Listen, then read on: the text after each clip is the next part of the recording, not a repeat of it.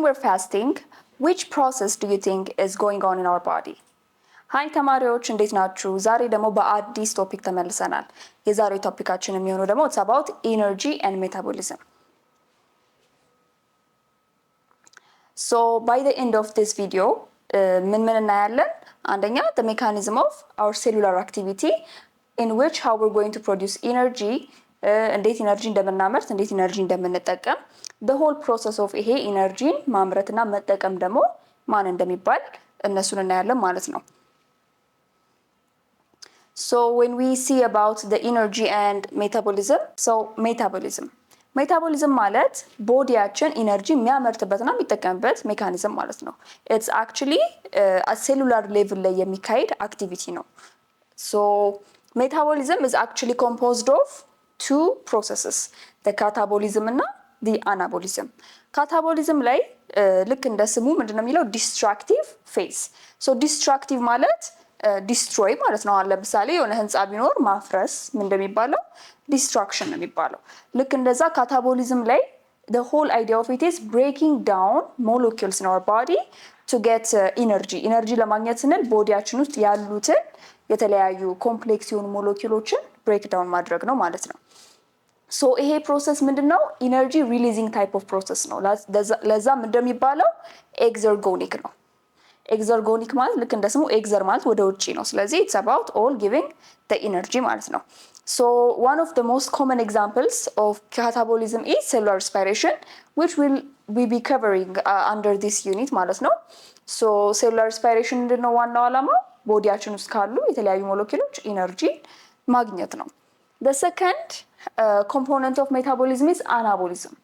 Anabolism ልክ እንደ ስሙ እዚህ ጋር ምንድነው constructive phase. construct ማለት ነው it's all about building up. it's በተለያዩ ሞለኪውሎች ቦዲያችን ውስጥ በመናገኛቸው ሞለኪውሎች is trying to build or trying to give our body energy. ስለዚህ in this case what we're trying to do is we're trying to build. ስለዚህ ቢልድ ለማድረግ ስለሆነ የምንለው ቦዲያችን ምንድነው ሞር ኢነርጂ ያስፈልገዋል። ሶ ዲስ ፕሮሰስ ምን አይነት ፕሮሰስ ነው? ኢንደርጎኒክ ፕሮሰስ ነው። ኢን ዲስ ታይም ሞለኪውሎች ናቸው ቢልድ አፕ የሚደረጉት። እነዚህ ሞለኪውሎች ደግሞ ስራቸው ምንድነው? ኦፍ ኮርስ ቦዲያችን ውስጥ አንደኛ ኢነርጂ ስቶር ማድረግ ነው። አት ዘ ሴም ታይም ደግሞ ለተለያዩ በሽታ መከላከል ሊሆን ይችላል ኦር ዲፍረንት ፈንክሽኖችን ማድረግ የሚችሉ ሞለኪውሎችን ቢልድ አፕ ማድረግ ነው አናቦሊዝም ላይ ማለት ነው። The most common example of anabolism is photosynthesis. So as we all know, photosynthesis it's a food preparing mechanism of the plants. So photosynthesis ላይ what are we ምንድነው prepare የሚያደርጉት food. ስለዚህ ያንን food prepare ሲያደርጉ ኢነርጂ የሚያስፈልገው type of process ነው. That's why we call it anabolic የሆነ process ነው ማለት ነው። So this is actually an illustration of catabolism እና anabolism. Catabolism ላይ we break down already አንድ ላይ ተያይዞ የነበረው ሞለኪውል ብሬክ ዳውን እናደርጋለን። what do we get at the end of it? we get energy. anabolism ላይ ደግሞ እነዚህ ቢልዲንግ ብሎኮቹን አንድ ላይ ወስደን we're going to build a whole new molecule which will store us an energy ማለት ነው። that's why we need what? energy ያስፈልገናል ማለት ነው።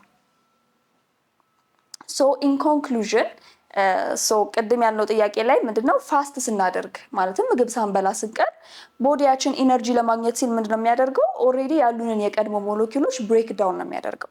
so which process is more related to this? the catabolism ማለት ነው። so በአጭሩ ሜታቦሊዝም እና ሜታቦሊዝም ውስጥ የሚገኙት ካታቦሊዝም እና አናቦሊዝም ይሄን ይመስላሉ። የዛሬው ቪዲዮአችን እዚህ ላይ ያበቃል። in another topic we're going to meet in another video. Bye.